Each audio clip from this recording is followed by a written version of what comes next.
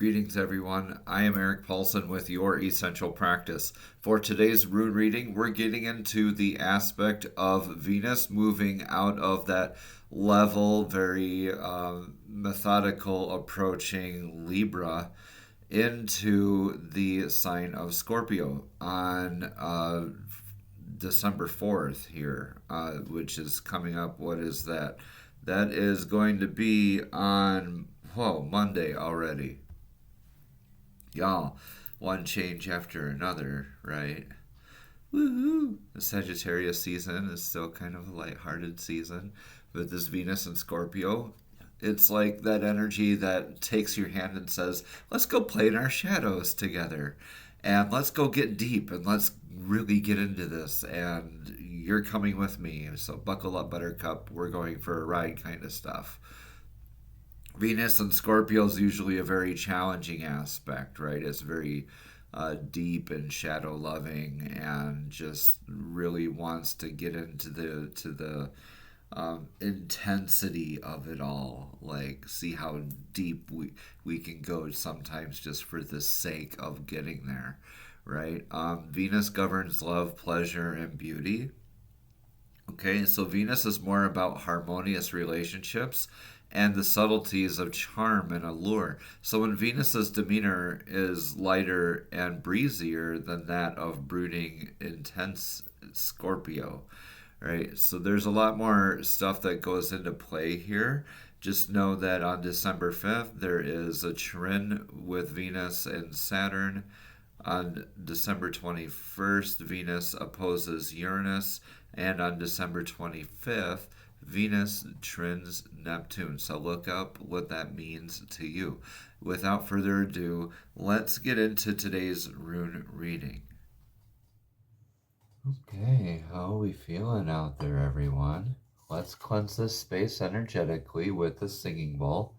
We have the $2 note in here to represent uncommon abundance. So we give gratitude for the uncommon abundance in our lives and simultaneously invite that in while we are cleansing this space energetically and preparing while we silently get our thoughts together. Breathing in through the nose and out through the mouth, slowly and steadily, not forcing it. Getting ready for this Venus and Scorpio rune reading. It's going to be intense. Going to be a wild ride for a lot of us. So let's get some clarity. Let's get some insight today. Let's ask the universe, ask the divine for that aha moment that we've been looking for, right?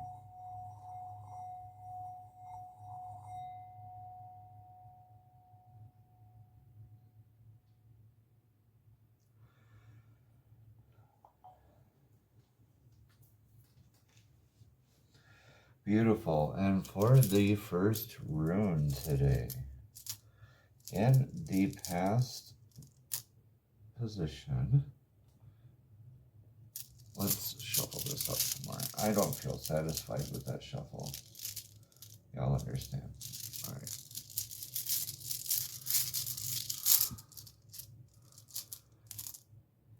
In the past energies position, we have Gibo. This is the rune of gifts. This is the rune of partnerships. Gibo represents the trusted energetic sources, that camaraderie, that sharing in abundance of faith, of practice, a spiritual gift, of getting able to teach and to share that with others.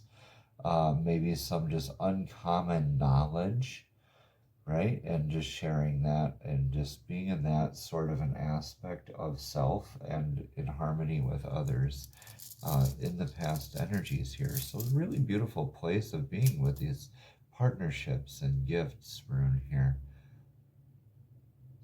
In the past influences, we have manas. This is the self, humanity, culture, the opposing clan flags, the other pointing at one another.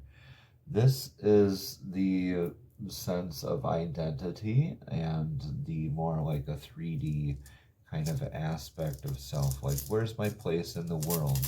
Where do I belong? Where do I fit in? Right? And you're maybe discovering what that means to you at this point. And that's always an evolving and ever-changing aspect. Every time we come back to that answer always shifts a little bit, doesn't it? So as we move forward here into the future energies, we have the Now This rune. I like to call it Now This because it sounds just so similar to that, right? And the meaning is very similar as well. We're going down the path here, and then now this branch is blocking our path. So then now this branch, we have to address that need fully in order to proceed along on our path. So some future needs coming up for us. This Venus in Scorpio very soon around the corner. Going to be some very deep, very heartfelt, very brooding aspects of yourself. So get your like sappy, like 80s hairband love songs, polish those off, right? Remake your 80s hairband love songs mixtape, right? And just buckle up and really address those needs, right? And just jam out to some good therapeutic music and get into your disciplines. This is the rune of disciplines. This is success. This is Tiwaz, the God Tears rune. This is self-sacrifice. This is justice. So in addressing those needs, you are exercising this, and you're turning this now this into now this. Little bit of a change on the words there, right? Turn your oh great now this into like, hey, look at me now this. Because you're addressing your needs will become your mantra, your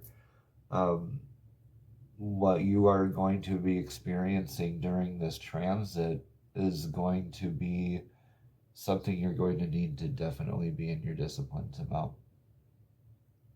Okay. Thoughts, feelings, and emotions are in that divine communication. Yeah, soul searching work. Get into that dream work, y'all. And especially before that opposing aspect here in coming up later in December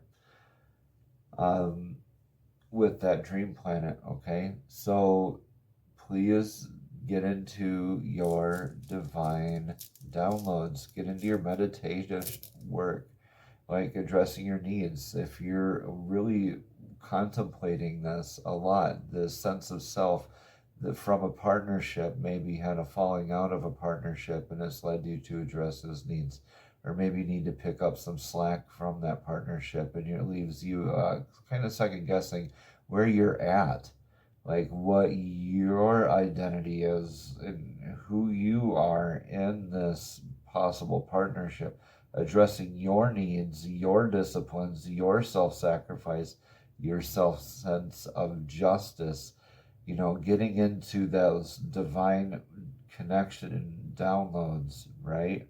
That will be a big part of addressing your needs. A lot of time in meditation, a lot of time in self-reflection, right? This is going to be not really a very big Venus time that's going to be wanting us to be all touchy-feely, wanting to reach out. This is going to make us want to get into a lot of healing emotional stuff, right? That's the divine feminine rune, and this is what we have the possible risk or loss here in this position. This is healing of the divine feminine. This is emotional healing work. This is spending time near water as well. It could mean literal dowsing, flow, lake, sea. This rune is named Lagus, right? It represents the divine feminine. So yeah, if we're not dealing with our emotions in a healthy way, yes, we do risk losing that divine feminine healing. Like a nice, mature, healed divine feminine has that sense of assuredness of herself too, where the emotional aspect needs to be healed. Like maybe this is a time to kind of retreat and reflect and get into the healing those divine aspects of our divine feminine that are being brought to light here, that are being brought up out of the shadow from Scorpio into that loving light of Venus. And ask the loving planet of Venus too to help you then transmute these wounds, these emotional conflicts, this communication issue you may be having. Right? Ask for healing of that, and it will be done, because what we have as a possible reward here, y'all, this is beautiful having these two runes next to each other. This is the divine masculine rune. This is successfully planting a seed. This is Inguas. This is the god Freyr's rune. Fertility, peace and plenty, fertility, successfully planting a seed. Like I said, this is the divine masculine, divine feminine, right next to each other. So giving each other a lot of support and a lot of strength here in this time. Right? So this is going to be a very introspective period.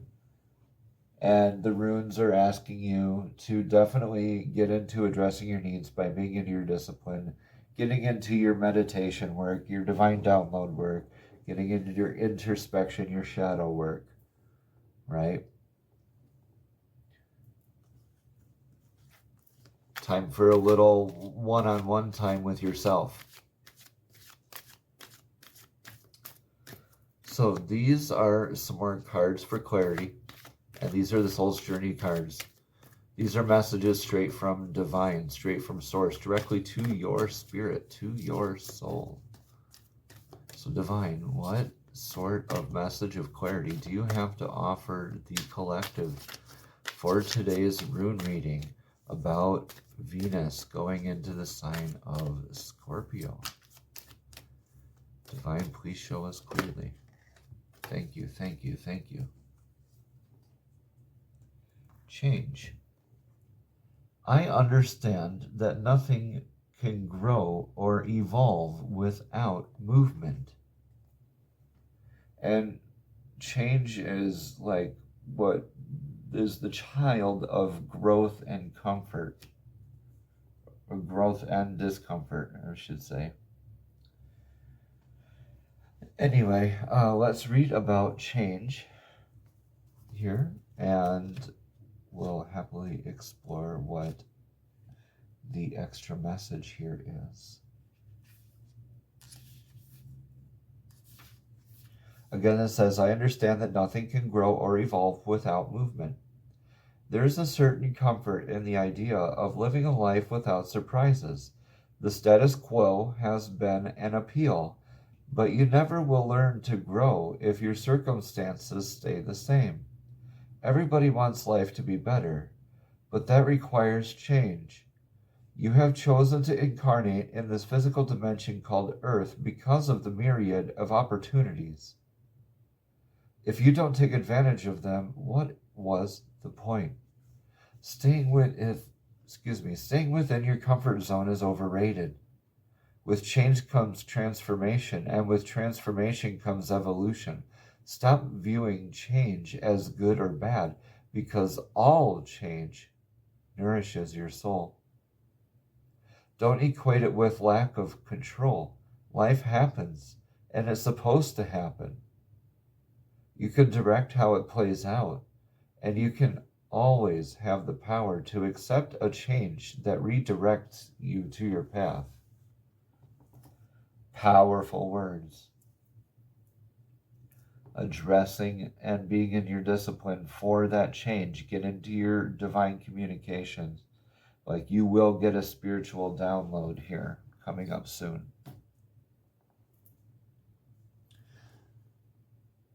Whew.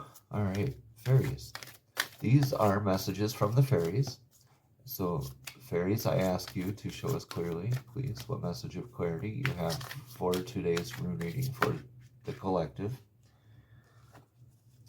concerning Venus entering Scorpio. Thank you, thank you, thank you. It says, everything is okay. Everything's okay. Don't worry. It's all working out in a beautiful way. They're assuring you change is good. This shakeup, whatever it is you're going through, this sense of identity, right? Everything is okay. Like your emotions, everything's going to be okay. All right? Lean on those divine masculine aspects of yourself to reinforce your divine feminine aspects of yourself that are being called on for that extra challenge here recently. Let's read about everything's okay.